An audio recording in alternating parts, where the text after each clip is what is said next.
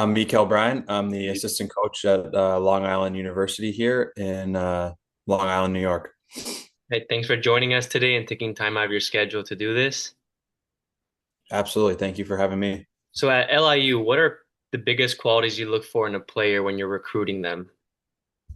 Yeah, I think it depends a little bit on, what type of a need we're looking to fill or what type of a player, we're graduating or anticipating to graduate. So I think it does depend a little bit on the year and on the player, but overall, the things that we're looking for on the ice, I think that really don't change from year to year or position are hockey IQ, like ability to make plays under pressure, ability to read where the pressure's coming from and be able to still execute. Like the game, it doesn't really matter whether you're looking at like prep school hockey, junior hockey, whatever level, like making the jump to college is going to be probably a quicker pace of play and then also less time and space. So if you're able to do those things at the prep or junior level, then ideally it will translate to the college level. And if you're struggling at that level, then maybe the college level at that point is not maybe you're not ready for it, or maybe you're not ready for it at this level. So the IQ is important. Everyone talks about like compete and work ethic.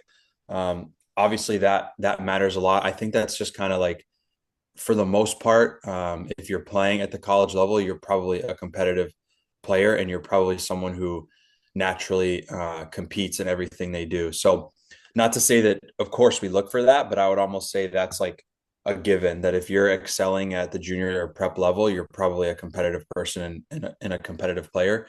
Maybe 10, 15 years ago, 20 years ago, it was less talked about. But I think today kids grow up knowing like I have to compete in order to get a spot in college in general. So, like I said, IQ, compete, obviously those are important. And then a lot of like what we want to find are people that are like good kids, good people that want to be here, that are excited about an opportunity to play for a newer program, that are looking forward to maybe some of the different firsts that we want to accomplish or challenges that we still would like to overcome and yeah, accomplish. So I think guys that are like really excited about LIU specifically, maybe have friends on our team or have gone through the program and view this as a really cool opportunity and a place for them to excel at the college level. So that one is maybe a little bit different, but we value that a lot of guys that want to be here. Yeah, Isaiah Fox plays in our summer league too, and he went to LIU, and he always has good things to say, and he's really a guy that competes too, and I think he marks everything that you said you want in a player. Absolutely, absolutely. I know he was a really good player here. Yeah. So describing the team culture and identity, you said you want guys that work hard. As a staff, how do you push your players to get that out of them in the day-to-day basis? Yeah, for us, like we talk a lot about embracing hard and doing things the hard way. So, um, like whether that's the structure of our practice, the things that we want to get out of a day to day or week to week schedule.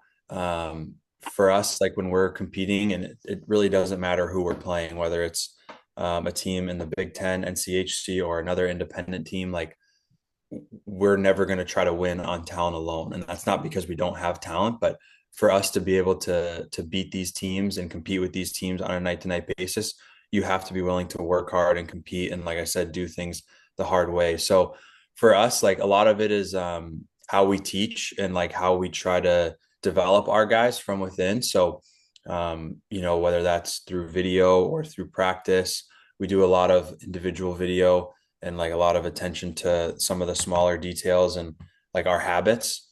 And that's honestly, now that I'm talking this through, that's probably really the biggest thing that we harp on is habits, angling, stick on puck, second, third effort, face off intensity. Those are things that like they're always within your control as a player. So anytime you go out, it doesn't matter whether you're a forward, a D, you're the top producing guy, you're on the fourth line, like whatever it is, you can control all those little habits that you either are really dialed in on a given day or you're not. So the habits are what we spend, like personally for me with the forwards, I spend a lot of time working on habits when we do like individual skill days on Mondays. And then when we do video, either as a forward group or just individually, we talk a lot about our habits and improving them, not just from like, one game or game one to whatever, game 30. Like we just want to gradually improve throughout every week, throughout every practice. So it's not like we're just looking to get perfect by the end of the season. Like we just want to see a positive progression throughout the year and make sure that we're constantly getting better in those areas.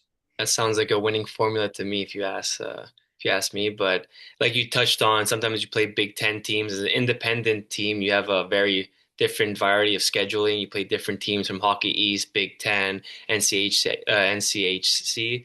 How do you, as a team, having to find that identity, going with the same game plan, even though you're playing different styles, how do you adjust to different divisions? Yeah. Yeah, it's a good question. I mean, honestly, this year was all of our first year going through it as a staff, and there were definitely some learning curves and things that maybe we realized we could have done more of, or maybe should have steered away from. I think the biggest thing is trying to be consistent with our level of effort, and like the way that we want to play. So whatever that may be, like we're pretty, like I said, consistent in like what we want to do from a night to night basis. But whatever those things are, like maybe it's how we want to create offense, or maybe it's how we want to play through the neutral zone, or how we want to try to stop another team's speed. Like whatever it is that we decide on, like now we have to try to execute that to the best of our ability and not worry so much about whether it's Penn State or, next year we play Minnesota, Duluth, Western Michigan. Like if we get really nuanced and like exactly what the other team does, and trying to constantly cater what we're doing to the other team, like we lose a little bit of our own identity and a little bit of our own style of play. So it is difficult to prepare because you play such a wide range of teams. But I think for us, like really trying to stick to the areas that we feel like we can be good at. So we talk a lot about like early D and defending hard and killing plays as early as we can, whether that's the neutral zone or just inside the blue. Anytime that we can like impose our will on another team defensively, now we can get back to playing offense and transition quickly, and then create, sustained zone time for ourselves. So little things like that. I think it takes like confidence in our own team, and then belief from our own players that we can play this way and try to impose our will on a team, even if maybe on paper they're supposed to beat us or they're supposed to be more talented. And this year, like we played a bunch of teams in those conferences you mentioned, and we are able to beat some of those teams. And I think for us, like that showed to our team and our guys, and it showed to each other that like, hey, we can beat these teams and we can compete with these teams. And I think it built a lot of belief within our team throughout the year. No, yeah, for sure. And congratulations on the new partnership with the New York Islanders. I've done my research on it, so I know what it's about. But if you could just explain to everybody what this new deal with the New York Islanders is going to be for the next season. Yeah, no, it's an exciting one for us. We'll have the opportunity to host a tournament moving forward each year, right around like Christmas and New Year's time. And so it'll be hosted at UBS where the Islanders play, and it just gives us a little bit more of a like a higher profile, obviously, like partnership with the Islanders, and we share the practice facility with them, and we have a good relationship with them. But now we'll be working with them with the tournament, and then with UBS Arena itself, and an opportunity for like our players and us as a staff to get more involved with the youth hockey level and some of the things that the Islanders do, in the community and stuff like that. So it's all new, obviously, to us this year, but it'll be a good partnership that honestly we're really excited about. You guys consistently post impressive GPAs. I'm pretty sure last year was a 3.8 for the fall and a 3.73 for the winter semester. How do you get the best out of your players, juggling that lifestyle between hockey and also in the books at school?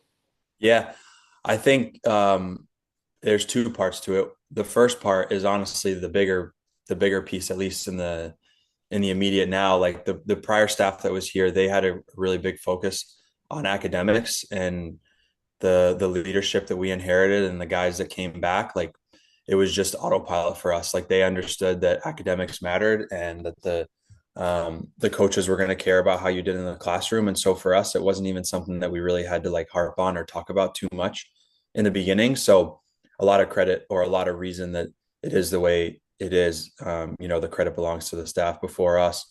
And then I think the other part, it kind of goes back to like recruiting and what you look for in players as people. Like if you can find good people that want to be here, then the academics like almost take care of themselves. Not every guy is maybe as passionate as someone else in the academic realm, or maybe not every guy is as hardworking of a student, but understanding that like you're here to get an education and play hockey side by side. And um, I think like recruiting good people that are well-rounded and mature and like want to be at LIU, then they go in and they take the same attitude that we would have on the ice or in the weight room into the classroom. And doesn't mean that they're staying up till 4 a.m. studying every night or stuff like that, but making sure they're staying on top of their work and getting their work in on time, communicating with their professors if they are going to miss any class for games or anything like that, and just staying on top of it. To me, that comes back to just being like a well-rounded, good person that